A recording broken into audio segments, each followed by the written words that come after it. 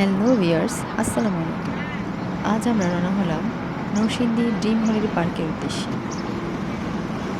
সকাল সকাল উঠে রওনা দিলাম, কারণ ড্রিম হলিডে পার্ক এত বড় যে সারাদিন ঘুরলেও এটা শেষ হয় না। এখন আমরা আছি 300 ফিটের উপরে। 300 ফিটের রাস্তাটা দেখে বোঝার উপায় নাই এটা যে বাংলাদেশ। এত সুন্দর রাস্তাটা, মনে হয় যে কোনো ইউরোপ আমেরিকা চলে আসছে। এই 300 ফিট রাস্তার দুই পাশে আর্টিফিশিয়াল লেক করে রাস্তার সৌন্দর্যকে আরও দ্বিগুণ করে দিয়েছে। আর রাস্তার দুই পাশে বসুন্ধরা কনভেনশন হল, নীলা মার্কেট, আরও কত কি। এখানে আসলে ভালোই লাগে। ঢাকার খুব কাছে ড্রিম হলিডে পার্ক, দেখতে দেখতে চলেই আসে।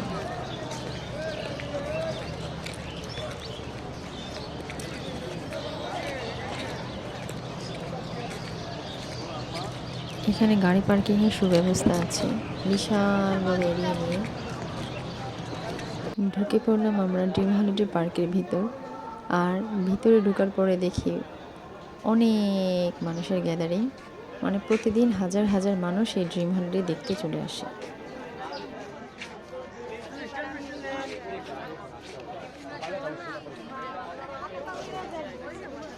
এত বড় পার্ক, বুঝতে পারছি না কোন দিক দিয়ে স্টার্ট করব। তারপরে দেখলাম সামনেই একটা ম্যাপ দেওয়া আছে, কোথায় কোন রাইডার আছে সব ম্যাপের মধ্যে দেওয়াই আছে। পানির মাঝখানে ছোট্ট একটা গ্রাম দেখতে পাচ্ছি, দেখতে খুবই সুন্দর।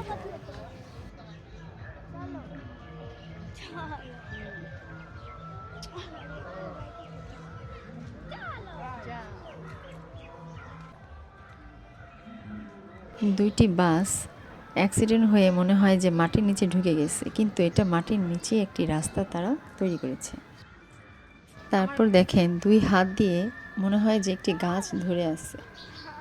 এত সুন্দর করে তারা এই পার্কটাকে সাজিয়েছে। পানির উপর পদ্মা সেতুর আদলে একটি ব্রিজও তারা তৈরি করেছে।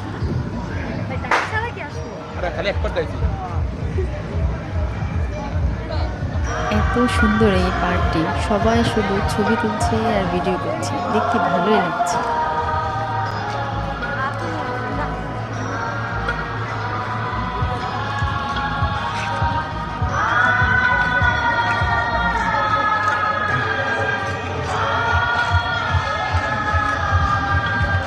এবার চলে এলাম আমরা ভূতের বাড়ি।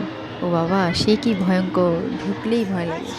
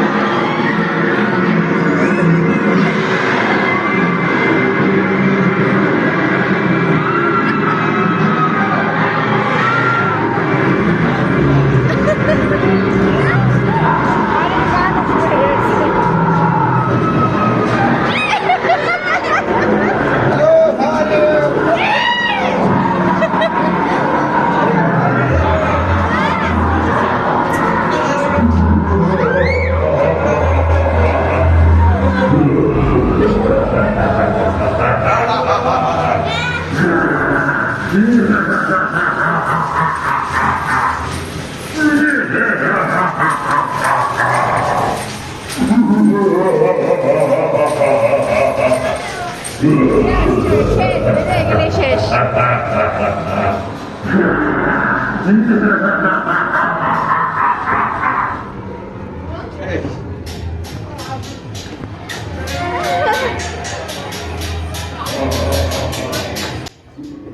ড্রিম হলিডের ভূতের বাড়ি আসলেই খুব ভয়ঙ্কর, দেখে কলিজায় পানি নেই।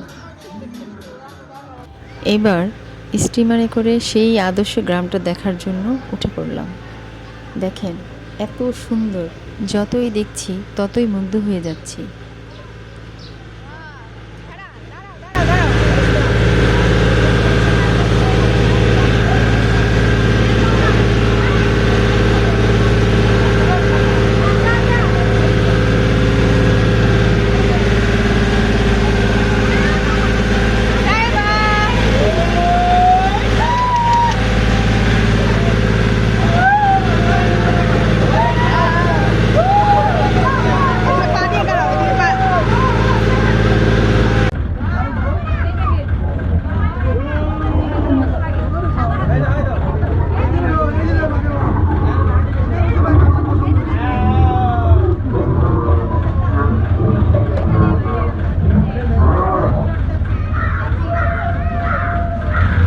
হাঁটতে হাঁটতে অনেক গরম লাগছিল, তাই চলে আসলাম সুইমিংয়ের এখানে। আর সুইমিংটা ছিল সবচেয়ে সেরা আমার কাছে।